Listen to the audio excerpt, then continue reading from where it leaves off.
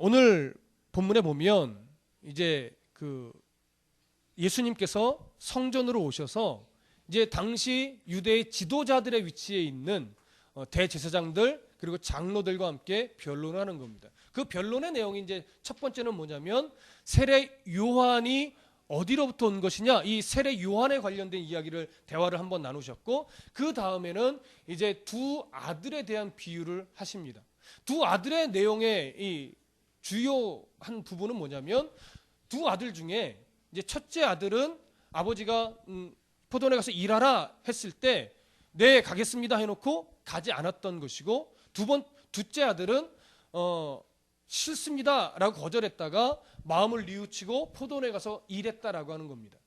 그때 그때 이제 지도자들에게 누가 아버지의 뜻대로 행하였느냐라고 말했을 때 그들이 뭐라고 대답하냐면 둘째 아들입니다. 그렇기 때문에 이 내용들이 우리에게 종종 어떤 교훈을 주냐면 말로만 네 하겠습니다 하는 신앙은 안 된다라고 하는 거예요. 그래서 순종하는 신앙, 행동하는 믿음, 이런 믿음이 더 옳은 믿음이다. 그래서 첫째 아들보다 둘째 아들의 믿음이 더 옳다라고 하는 어떤 행위를 강조하고 순종을 요구하는 이런 식의 교훈으로 자칫 나아가기가 쉽습니다. 그러나 오늘 본문은 물론 우리가 말로만 행하는 믿음이 되어서는 안 돼요. 물론 순종하는 믿음, 행하는 믿음이 되어야 합니다. 마땅합니다. 그러나 오늘 본문은 그 부분에 초점이 많이 맞춰져 있지 않습니다. 왜냐하면 오늘 21장 전체를 통해서 그래서 이 본문을 봐야 되는데요. 먼저 21장을 좀 기억해 보실까요? 21장은요, 예수님께서 첫 시작을 무엇으로 합니까? 어린 나귀 새끼를 타고 예루살렘 성에 입성하는 거예요. 근데 구약 성경에 예언된 그 말씀이 어린 나귀 새끼를 타고 입성하는 그 예수님을 뭐라고 표현합니까? 겸손하다고 표현합니다. 오늘 21장 5절 한번 보시죠. 21장 5절. 21장 5절 함께 읽어봅니다. 시작. 시온 딸에게 이르기를 네 왕이 네게 임하나니 그는 겸손하여 나귀 곧 멍에 매는 짐승의 새끼를 탔도다 하라 하였느니라. 자, 멍에 매는 짐승의 새끼를 탄 그 예수님의 모습을 보고 성경은 뭐라고 표현해요? 겸손하여. 이 겸손이 어떤 겸손이라고 말씀드렸죠? 도덕적이고 윤리적인 겸손? 아니요. 하나님의 뜻에 순종하는 겸손이에요. 내가 이해 안 되고 내 생각으로는 말도 안 되지만 그것이 하나님의 뜻이라면 내가 기꺼이 하는 그 믿음, 그것이 겸손이에요. 예수님이 그 겸손의 본을 보이셨다고요. 어린 나귀 새끼를 탔기 때문에 겸손이 아니라, 그것도 될 수 있지만 그래서 겸손이 아니라 하나님의 뜻에 순종하여 나귀 새끼를, 구약에 예언된 대로 나귀 새끼를 탔기 때문에 뭐예요? 그것이 겸손이라고요. 믿음의 시작점과 기준이 이거란 말이에요. 마태복음에서 예수님이 21장에서 마태가 강조하고 싶은 것이 그거예요. 예수님의 겸손은 세상 사람들보다 착해서 잘 섬겨서의 겸손이 아니라 하나님의 뜻에 전폭적으로 순종하는 그 하나님의 뜻, 이것이 믿음의 기준이 되고 내용이 되고 근거가 되는 것. 이것이 바로 믿음이란 말이에요. 그 본을 예수님이 보이셨고 그것을 지금 말하고 싶은 거예요. 그래서 예수님이 그 나귀를 타고 어디요? 예루살렘 성에 입성하는데 따르는 많은 사람들이 옷을 벗어서 길에 펴고 종려나무까지를 흔들며 뭐라고 외쳐요? 호산나 다윗의 자손이요. 이 외침은 예수님이 받으시기에 충분한, 그리고 받으시기에 합당한 외침은 맞습니다. 호산나 다윗의 자손이요. 그러나 이것을 외치고 있는 무리들의 대부분은 어떤 의도로 외치고 있어요? 어떠한 근거와 내용과 이유를 갖고 외치고 있어요? 자기가 기대하는 메시아는 전투적이고 영웅적인 메시아로서 로마의 압제에서 이스라엘을 해방시켜줄 메시아, 이 배고픔과 굶주림에서 배부르게 해줄 메시아, 이방의 모든 세력들보다 더 강한 나라로 만들어줄 메시아, 이해되십니까? 그 믿음, 외침은 바른 외침인데 그 믿음의 내용과 기준과 시작점이 옳아요, 틀려요? 틀리단 말이에요. 그래서 그 외침은 잘못된 외침이에요. 말은 맞지만 내용면에서는 틀린 외침이에요. 그래서 그 예루살렘 성에 입성하신 예수님이 가장 먼저 어디를 갑니까? 마태복음은 사건별로 기술이 돼 있어서 입성하고 예루살렘 성전 청결 사건을 하고 무화과 나무를 저주하고 두 아들의 비유를 하는 이런 식이지만 누가복음, 시간의 순서로 기록된 누가복음은 다르게 표현되어 있어요. 예수님이 나귀를 타고 올라가신 후에 성전에 예루살렘에 들어가셔서 그 다음에 제일 먼저 간 곳이 어디냐면 성전이에요. 성전에 가셔서 둘러보셨어요. 왜 둘러봐요? 하나님이 세우신 성전이었지만 이미도 가장 변질되어 있고 겉은 화려하지만 믿음의 내용이 없고 실체가 없는 그 성전을 둘러보신 거예요. 그리고 어디로 갑니까? 베다니로 가셔서 하룻밤을 묵습니다. 자, 이제부터 또 중요해요. 그 첫날 예수님이 보여주신 것이 뭐라고요? 믿음의 시작점, 믿음의 근거, 믿음의 내용이 무엇인지를 보여주셨어요. 아셨죠? 자기가 보여주시고 이스라엘 백성들의 외침이 틀렸음을 성경이 지적하고 있다고요. 그 다음에 다음날 이제 예루살렘 성전으로 가시는 길에 무엇을 봅니까? 누가의 기사의 기록에 따르면 무화과 나무를 보죠. 근데 그냥 무화과 나무예요? 아니요. 잎사귀가 무성한 무화과 나무예요. 아직 무화과 열매가 딸 시기가 아닙니다. 근데 무화과 잎사귀가 많이 달려있기 때문에 가서 무엇을 찾으셨어요? 열매를 찾으셨죠. 익은 열매를 찾으신 게 아니에요. 푼 열매라도 있는가? 푼 열매라도 있어야 거둘 시기에 6월이나 9월이나 12월경에 열매를 딴단 말이에요. 그러니까 떨볼 수도 있겠지만 아직 그 잎사귀가 있다는 것은 푼 열매라도 있다는 내용인데 가서 보니까 뭐가 없어요? 열매가 없어요. 그래서 저주를 내립니다. 다시는 사람이 너에게서부터 뭘 거두지 못하리라? 열매를 거두지 못하리라. 무엇을 비유한 거예요? 종교적인 행위는 가득하고 기도는 많고 재물도 많은데 성전에서 매매하는 그런 종교적인 허물은 잎사귀는 참 많은데 그 안에 뭐가 없어요? 실체, 열매가 없어요. 그 안에 예수 그리스도가 없어요. 그 안에 하나님의 뜻이 없다고요. 그래서 그 성전으로 가는 길에 그것을 제자들에게 가르쳐 주신 후에 성전에 들어가서 무슨 사건을 벌여요? 매매하는 자들을 다 사는 자, 파는 자 다 내쫓아요. 그리고 파는 자의 상을 엎으시고 환전하는 자의 의자를 뒤집어 엎으시는 거예요. 그러면서 뭐라고 지적하십니까? 뭐라고 책망하십니까?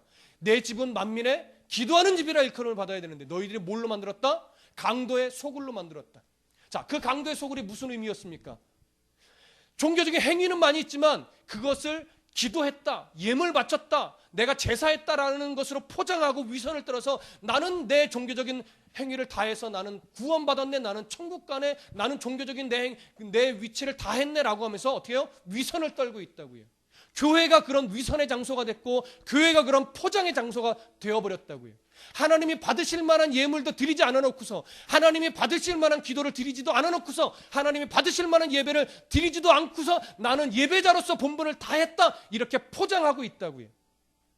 그것을 지적하는 거예요. 잎사귀는 많은 잎사귀가 있다라고 하는 것은 바로 열매, 그리스도인으로서 마땅히 이제 삶의 현장에서 해야 될 그리스도인다운 섬김, 희생, 낮아짐 이런 것들이 있어야 되는데 그런 것들은 염두에 없어요. 왜? 그것이 하나님의 뜻인데 거기까지 가고 싶지 않은 거예요. 뭐만 받고 싶어요? 야, 기도 많이 하는 사람.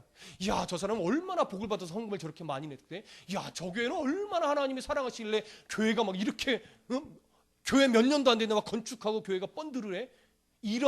이러한 소리만 좋아하는 거예요. 하나님의 뜻은 없고 하나님의 뜻에 순종함은 없는 거예요. 그것을 뭐에 정확하게 지적하시고 책망하시기 위해서 뒤집어 엎으셨죠. 그것이 성전으로 가는 길에 무화과 나무를 저주하시고 비로소 성전에 들어가셔서 뒤집어 엎으신 것과 연결이 되는 겁니다.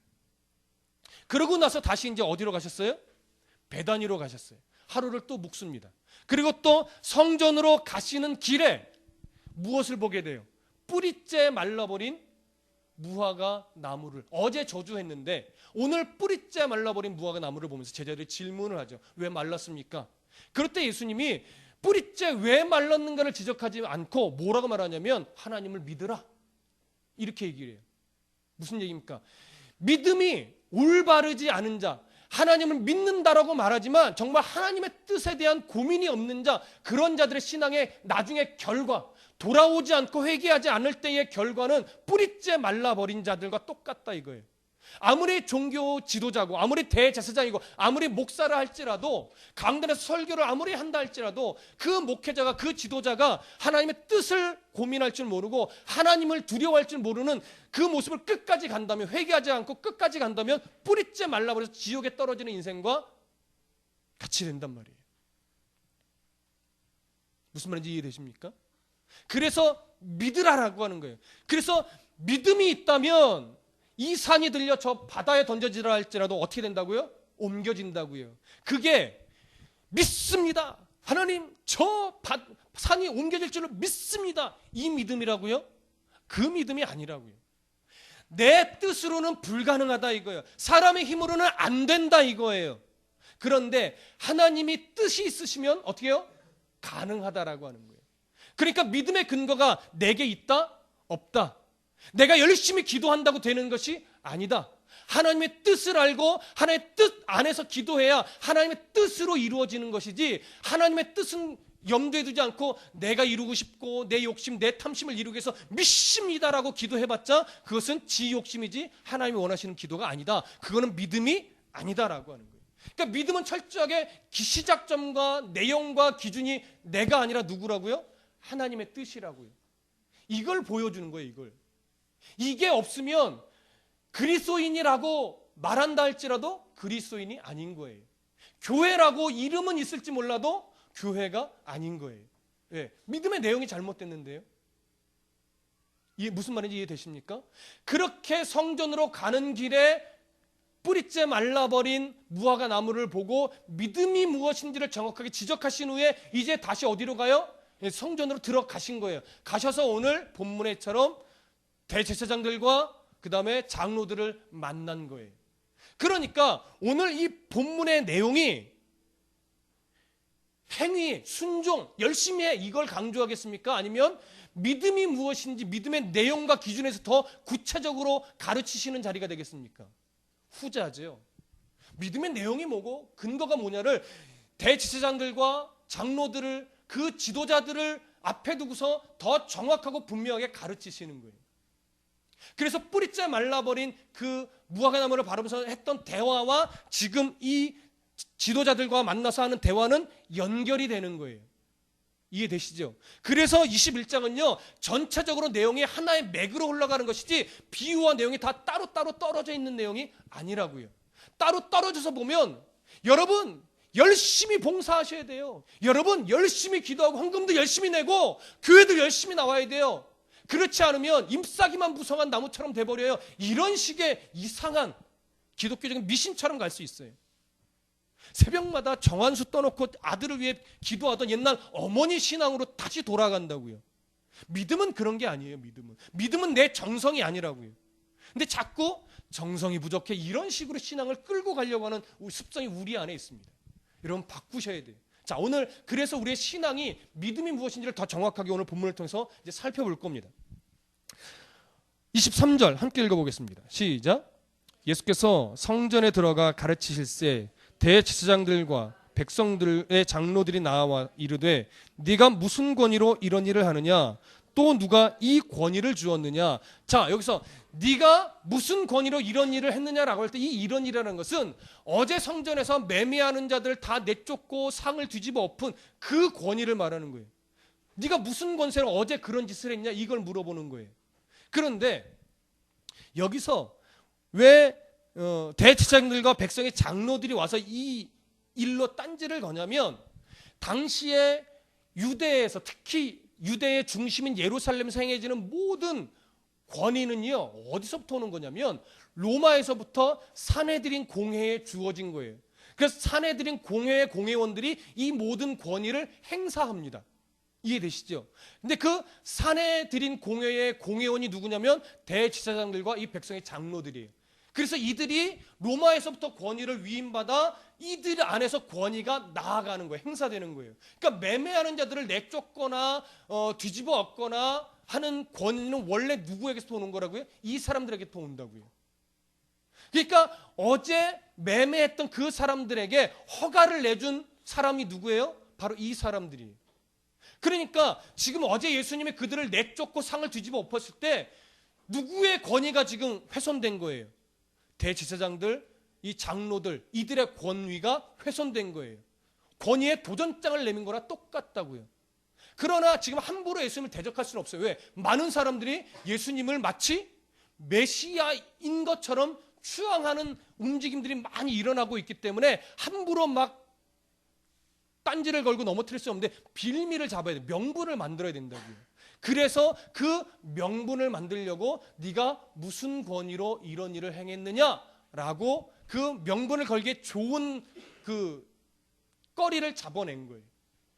그래서 이 권위 문제를 지금 짚고 넘어가는 겁니다. 그러나 여러분, 우리는 다 알고 있어요. 만물의 주관자요, 만물의 최고 권위자가 누구예요? 예수님이죠. 그 예수님이 이들에게 그런 권위를 준 적이 없어요. 근데 거꾸로 그 세상의 권위자인 예수님 앞에 나와서 삿대질하면서 누가 너에게 그런 권위를 주었느냐라고 지적질을 하고 있는 것이죠. 이들은 그러니까 뭘 모르는 거예요? 메시아가 누구인지를, 메시아가 어떤 분인지를 이들은 모르는 거예요. 이게 어리석은 장면이죠. 그래서 예수님이요, 그렇게 메시아가 누군지도 모르고 그 권위에 대해서도 인식함이 없는 이들에게 뭐라고 말하냐면 24절 함께 읽어봅니다. 시작. 대답하시되 나도 한 말을 너희에게 물으리니 너희가 대답하면 나도 무슨 권위로 이런 일을 하는지 이르리라. 예수님이 그 말의 함정에 빠지지 않고 오히려 역질문을 합니다. 네가 나한테 그런 질문을 했다면 나도 하나를 물을 텐데 그것에 대해서 네가 대답해주면 내가 무슨 권위로 이런 일을 하는지 내가 대답해주겠다, 이렇게 얘기를 하는 거죠. 만약에 예수님이 이렇게 역질문하지 않고 나는 하나님의 아들이고 내가 하늘에서부터 권위를 받아서 내가 이런 일을 했다라고 얘기했다면 대제사장들이 어떻게 나왔을까요? 신성 모독죄에 걸어서 예수님을 또 잡아 죽였을 겁니다. 당시 하나님의 이름을 망령되이 일컫는 것은요, 돌에 맞아 죽는 행위였어요. 그 빌미를 잡고 싶었던 거예요. 그런데 예수님이 그 빌미에 넘어가지 않으셨죠. 그래서 역질문으로 무엇을 해요? 25절 함께 읽어봅니다. 시작. 요한의 세례가 어디로부터 왔느냐? 하늘로부터냐? 사람으로부터냐? 그들이 서로 의논하여 이르되 만일 하늘로부터라 하면 어찌하여 그를 믿지 아니하였느냐 할 것이요. 26절도요. 만일 사람으로부터라 하면 모든 사람이 요한을 선지자로 여기니 백성이 무섭다 하여. 27절까지 예수께 대답하여 이르되 우리가 알지 못하노라 하니 예수께서 이르시되 나도 무슨 권위로 이런 일을 하는지 너희에게 이르지 아니하리라. 자, 그들에게 역질문의 내용은 뭐냐면 요한의 세례가 어디로부터 왔느냐라고 하는 거예요. 하늘로부터냐 사람으로부터냐, 이 질문이에요. 이 질문을 좀 쉽게 풀어보면 당시 세례 요한은요, 이스라엘의 대부분의 사람들에게 무엇으로 인정받았냐면 하나님이 보내신 선지자라고 인정받아 왔어요. 그래서 이 세례 요한이 회개를 선포하고 할 때 많은 사람들이 이 요한 앞에 나와서 회개를 자복하며 회개하고 요한에게 세례를 받았습니다. 그런데 이 세례를, 그리고 요한이 세례를 베풀며 누구를 계속 증거했냐면 나는 언젠가 메시아가 올 텐데 나는 그 메시아가 오면 그분의 신을 풀기도 나는 감당할 수 없을 만큼 연약한 존재입니다 라고 하면서 실제로 예수님에게 오셨을 때 뭐라고 대답했어요? 세상죄를 지고 가는 어린 양이로다. 비둘기가 하늘에서부터 성령의 비둘기같이 예수 머리 위에 임하는 것을 보고 정말로 그가 하나님의 아들이요 메시아인 줄 그가 인정하고 선포했습니다. 그러니까 예수님이 처음부터 선포했던 세례 요한이 처음부터 선포해왔던 메시아, 그리고 세례 요한이 인정했던 메시아 예수 그리스도, 그래서 그에게 세례를 베풀며 모든 죄인의 대표로서 세움을 받았던 그 예수 그리스도, 그가 세례 요한의 세례를 하나님으로부터 오신 권세로부터 베푼 것이라고 인정을 하게 되면 누구도 인정할 수밖에 없어요. 세례 요한이 인정했던 예수 그리스도도 인정할 수밖에 없는 거예요. 그런데 세례 요한이 하나님으로부터 권위를 받아서 세례를 베푼 것이라고 인정하지 않고 사람으로부터 지가 잘난 맛에 한 것이다 이렇게 해버리면 누구한테 또 대적을 받을 수 있어요? 그를 믿고 따랐던 많은 백성들에게 대적을 받게 되는 거예요. 그러니까 지금 이 대제사장들과 장로들은요, 이러지도 못하고 저러지도 못하는 입장이 된 거예요. 그래서 세례 요한에 대해서 정확하게 알면 누구를 이해할 수 있는 거예요? 메시아 예수 그리스도를 이해하게 되는 거예요. 그래서 예수님이 이 질문을 한 거예요. 그랬더니 이 지도자들이 이러지도 못하고 저러지도 못하는 상황에서 가장 좋은 게 뭐예요? 모르쇠로 일관하는 거죠. 나는 모르겠습니다. 그때 마치 예수님이 이렇게 사소한 소심한 복수를 하듯이 그러면 나도 너희에게 내가 무슨 권세로 이런 일을 하는지 말해주지 않을 거다, 이렇게 얘기를 하신 거예요. 이거는 소심한 복수가 아니라 그들의 질문하는 의도 자체가 예수님이 무슨 권세를 갖고 계신지 궁금해서 했던 질문이 아니었기 때문에 그래요. 그를 빌미 삼아 그를 십자가에 못 박아 죽일 만한 빌미를 찾으려고 했던 질문이었기 때문에 정직한 대답을 해줘도 그들이 예수님을 따를 것이 아니기 때문에 굳이 가르쳐 주지 않은 거예요. 그러나 함정에는 이제 빠지지 않았지만 그들도 알아야 되고 제자들도 알아야 되기 때문에 그들이 무엇이 잘못된 것인지를 이제 정확하게 풀어주는 내용이 이제 그 다음 이야기입니다. 자, 28절부터 32절까지 다 같이 한 번 더 읽겠습니다. 시작. 그러나 너희 생각에는 어떠하냐? 어떤 사람이 두 아들이 있는데 맏아들에게 가서 이르되 이에 오늘 포도원에 가서 일하라 하니 대답하여 이르되 아버지가 가겠나이다 하더니 가지 아니하고 둘째 아들에게 가서 또 그와 같이 말하니 대답하여 이르되 실소이다 하였다가 그 후에 뉘우치고 갔으니 그 둘 중에 누가 아버지의 뜻대로 하였느냐? 이르되 둘째 아들이니이다. 예수께서 그에게 이르시되 내가 진실로 너희에게 이르노니 세리와 창녀들이 너희보다 먼저 하나님의 나라에 들어가리라. 요한이 의의 도로 너희에게 왔거늘 너희는 그를 믿지 아니하였으되 세리와 창녀는 믿었으며 너희는 이것을 보고도 끝내 뉘우쳐 믿지 아니하였도다. 자, 저를 보십시오. 이제 아주 중요한 비유가 나오는데 그 비유가 두 아들의 비유예요. 아버지가 자, 큰아들에게 너 가서 포도원에 가서 일 좀 하고 와라. 그랬더니 큰아들이 네 해놓고서 안 갔어요. 둘째 아들에게 야, 포도원에 가서 일 좀 해라. 그랬더니 싫어요 해놓고서 나중에 뉘우쳐서 갔어요. 그래서 아까 처음에 이야기했듯이 이 본문만 띄워놓고 보면, 이 비유만 띄워놓고 보면 누가 잘했니? 누가 아버지의 뜻을 순종했니? 했을 때 둘째 아들이요. 그러니까 여러분들도 하나님이 말씀하실 때 네라고 대답만 하고 행하지 않는 믿음이 아니라 순종하는 믿음이 되셔야 돼요 라고 메시지가 나갈 수 있어요. 물론 그래도 충분히 우리는 은혜를 받습니다. 그러나 만약에 이것이 그러한 행위, 순종, 행함 이것을 강조하기 위함이었다라고 하면 32절에 결론적으로 31절 끝에 내가 진실로 너희에게 이르노니 세리와 창녀들이 너희보다 먼저 하나님 나라에 들어가리라. 이렇게 세리와 창녀가 하나님 나라에 들어가는 것으로 굳이 연결을 할 이유가 없어요. 왠지 아십니까? 일단 이거부터 생각해 보시죠. 왜 대제사장들과 장로들이 예수님의 이 질문에 둘째 아들입니다 라고 대답했을까요? 둘째 아들은 뉘우쳐서 포도원에 들어가 일했잖아요. 그렇죠?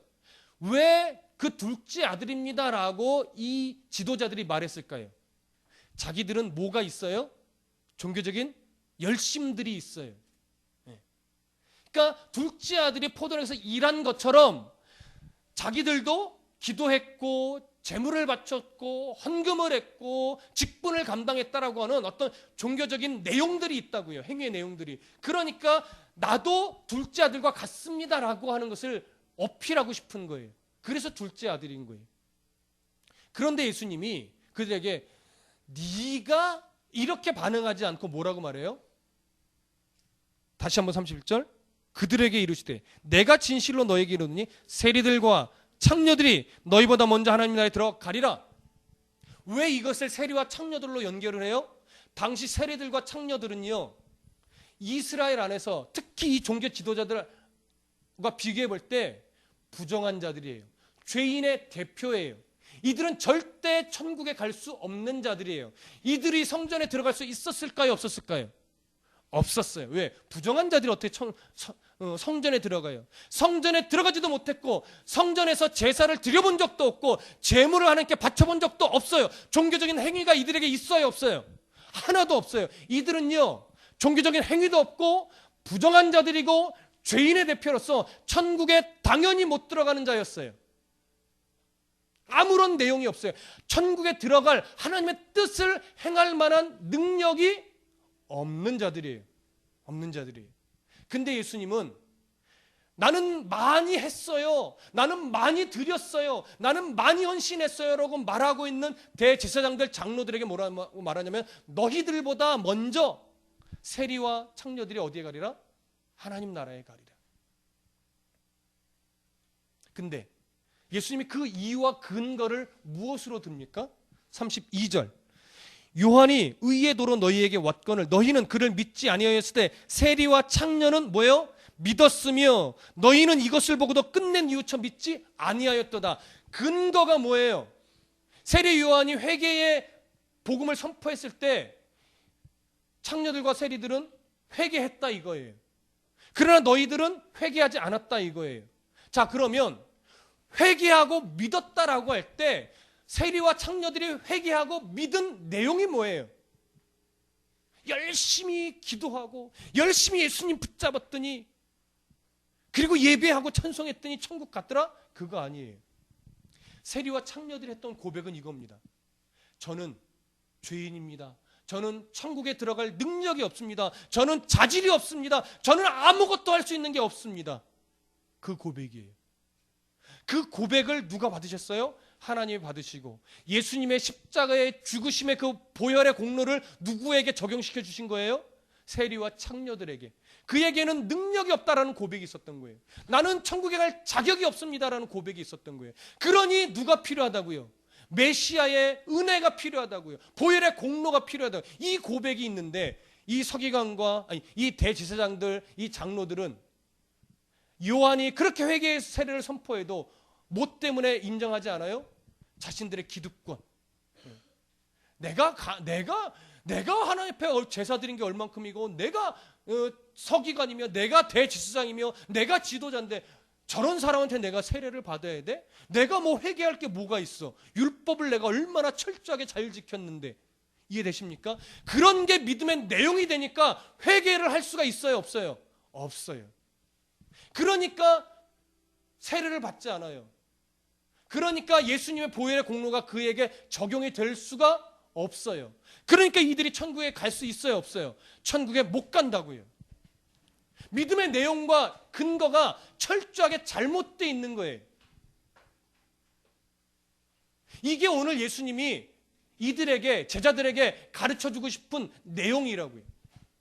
그래서 오늘 이 두 아들의 비유는요, 무엇을 말하고 싶은 거냐면, 누가 옳으냐 이렇게 질문했지만 너희들의 상태가 어떠느냐, 대제사장들, 장로들에게, 그리고 이스라엘 백성들의 지금 상태가 어떠느냐, 바로 이 첫째 아들의 상태와 똑같다라고 하는 것을 보여주는 거예요. 첫째 아들의 상태. 첫째 아들은 말은 많았는데, 말은 네 하겠습니다 했는데 실제로 그 안에 믿음의 내용이 있다 없다? 없다. 그것을 네가 아냐 모르느냐예요. 근데 이들은 몰라요. 하도 한 게 많아서, 하도 업적이 많으니까 내가 얼마나 부족하고 연약하고 모자란 존재인지를 모르는 거예요. 그러니까 나는 둘째 아들이 옳습니다라고 이들이 대답할 수밖에 없는 거죠. 이해되십니까? 이 예수님이 이들에게 가르치고 싶은 내용이 그거예요. 그렇기 때문에 믿음이라는 것, 신앙이라고 하는 것은 네가 얼마나 많이 잘했냐, 기도했냐, 헌신했냐 이걸 말하고 있지 않다고요. 너의 믿음이라고 말하는 그 믿음의 내용 중심에 무엇이 자리 잡고 있느냐라고 하는 거예요. 무엇이? 믿음의 내용에 정말로 하나님의 뜻을 찾는 그러한 갈증이 있냐 이거예요. 하나님의 뜻이면 이 산이 옮겨져서 저 바다로 떨어지는 것이 믿음인데 그것이 내 뜻대로 옮겨 주시옵소서가 아니라 나는 못하고 나는 불가능하고 나는 연약한데 하나님의 뜻을 알아서 하나님의 뜻대로 되어지기를 소원합니다. 이 고백이 있냐라고 하는 거예요. 하나님의 뜻대로 살아갈 수 있도록 도와주세요라고 하는 엎드림이 있냐고요. 하나님 나 헌금 이만큼 했는데 저 입보해 주실 거죠? 이러고 있진 않냐고요. 제가 그런 말씀 드리잖아요. 감사 헌금에 못 쓰지 말아라. 기도 제목 쓰지 말아라. 감사의 내용을 쓰시라.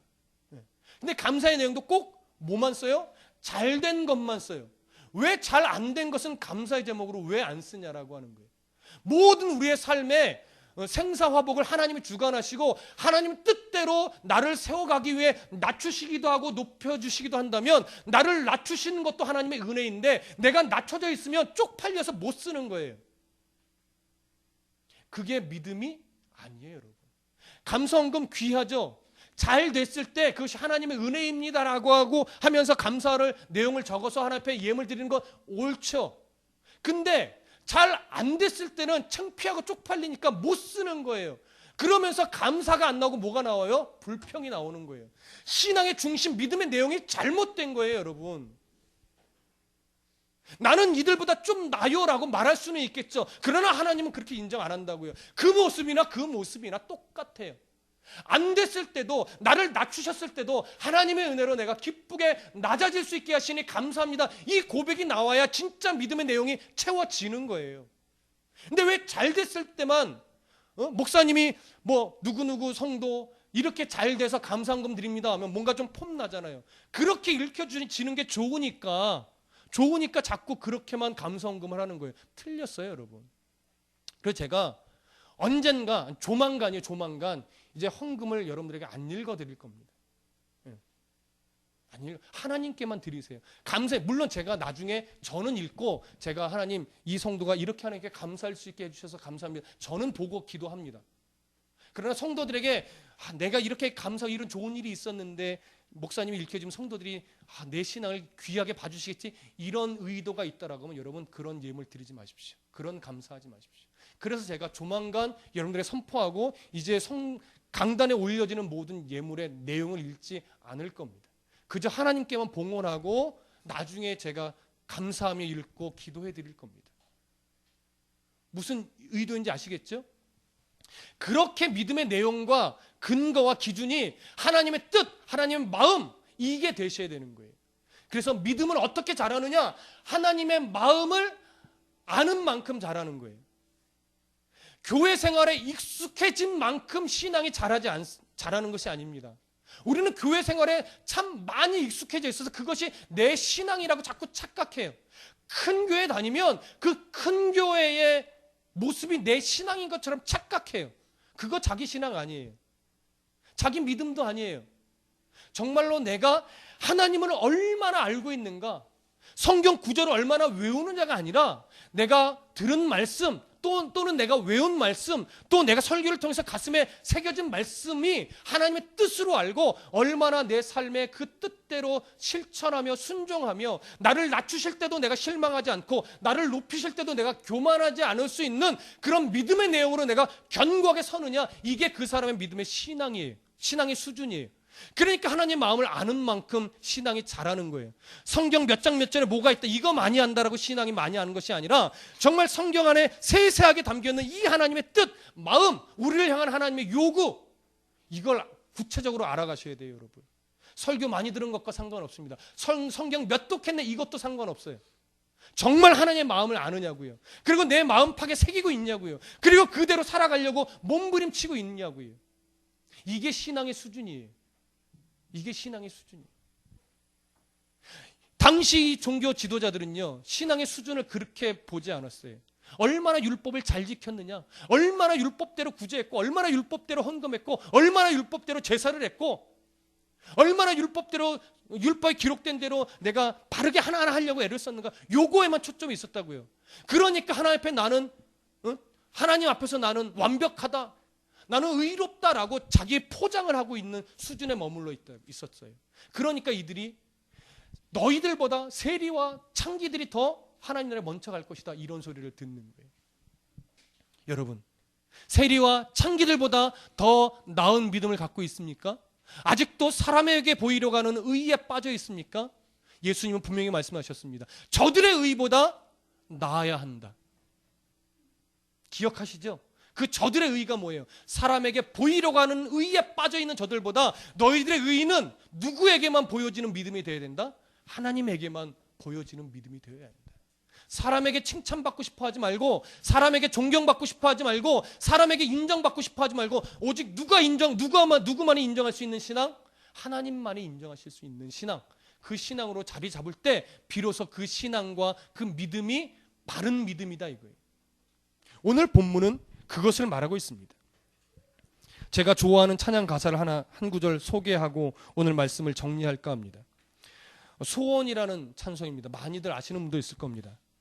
가사를 좀 읽어드릴게요. 삶의 작은 일에도 그 마음을 알기 원하네. 그 길, 그 좁은 길로 가기 원해. 나의 작음을 알고 그분의 크심을 알며 소망, 그 깊은 길로 가기 원하네.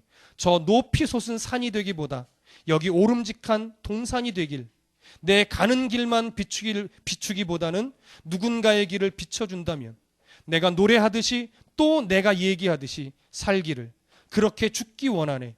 삶의 한 절이라도 그분을 담기 원하네. 사랑, 그 높은 길로 가기 원하네. 그 좁은 길로 가기 원하네. 그 깊은 길로 가기 원하네.